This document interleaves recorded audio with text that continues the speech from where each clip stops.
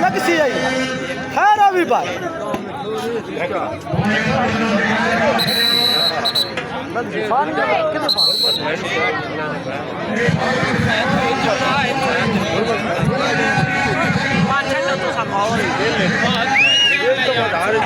सही लाग करे मैं खलो अजवेद ये भी सही था